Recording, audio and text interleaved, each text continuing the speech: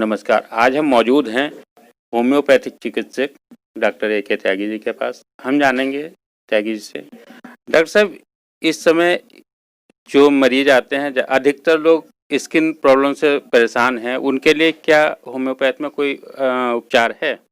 देखिए बरसात में स्किन डिजीज़ जो हैं वो ज़्यादा बढ़ जाती हैं, क्योंकि नमी रहती है कपड़ों में भी, हवा में भी आर्द्रता रहती है और तो जल्दी से कपड़े सूखते भी नहीं हैं और पसीना भी क्योंकि उमस हो जाती है तो रहता है। तो इस करके जैसे जो ऐसे भाग हैं जहाँ जोड़ हैं वहाँ पे फंगल इन्फेक्शन होने का बहुत ज़्यादा चांस रहता है। फिर क्या होता है कि जब मौसम बदलता है, सर्दियाँ शुरू होती हैं, सर्दियों में पसीना आना कम हो जाता है। पसीना आना कम होने की वजह से फंगल इन्फेक्शन जो है वो डैंड्रफ में, खुजली खारिश में या सोराइसिस में ऐसी चीज़ों में परिवर्तित हो जाता है। तो होम्योपैथिक में इसका बहुत अच्छा ट्रीटमेंट है, बस मरीज को थोड़ा सा संयम से कुछ लंबा इलाज लेना पड़ता है। इसका होम्योपैथ में क्या आसान तरीका है जिससे ये ठीक हो सके? देखिए होम्योपैथिक सिम्टम्स पे आधारपैथी है, तो हम मरीज के पूरे सिम्टम्स लेते हैं, जानकारी लेते हैं कैसे हुआ, क्या हुआ और बहुत सारे उसमें हम मॉडलिटी देखते हैं कि उसको खुजली कब होती है, आराम कब लगता है, गर्मी में जाने से खुजली बढ़ती है या सर्दी में जाने से बढ़ती है, ठंडे पानी से, गर्म से। तो बहुत सारे सिम्टम्स हम मरीज के पूछते हैं। उसकी वैसे भी मेंटल सिम्टम्स भी लेते हैं कि उसको खाना में क्या पसंद है, खट्टा है, मीठा है, नमकीन है। तो ऐसी बहुत सारी चीज़ों की जानकारी लेके उस आधार पे हम होम्योपैथिक की दवाई देते हैं। तो जी। होम्योपैथिक की जो दवाई आप देते हैं, अधिकतर की किस चीज़ से उनको एलर्जी है, इसका आप पहले पहचान करते हैं, उसके बाद इलाज करते हैं? किस चीज़ से बचाव करना चाहिए कि ये बीमारी ना हो?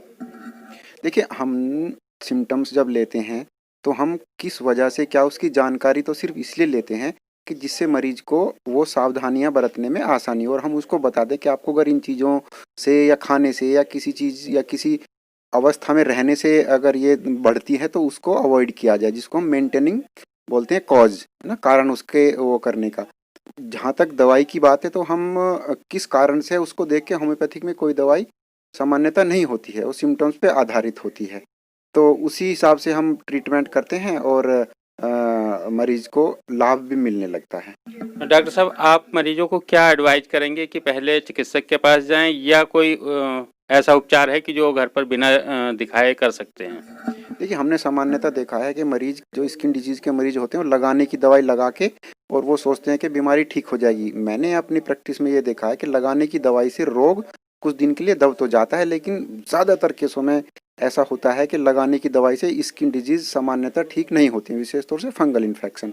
तो हम उनको दवाई देते, दवाई के साथ साथ हम ये बताते हैं कि जो भी ऐसी जगह हैं जहाँ पे पसीना ज़्यादा रहता है, हल्का सा या कह सकते हैं कि नमी रहती है शरीर में, जैसे बगलें हैं या जैसे थाई फोल्ड हैं, तो हम उन चीज़ों को ड्राई रखने की मरीजों को सलाह देते हैं और कपड़े अच्छे से धुलें, धूप में सूखें। सर्दियों में धूप थोड़ी कम हो जाती है और क्योंकि उसमें नमी ज़्यादा रहती है तो कपड़े देर से सूखते हैं। तो सामान्यतः ये रहता है कि एक ही जोड़ी, दो जोड़ी कपड़े होंगे, एक आज धो दिए और वो कल को नहीं सूखते हैं।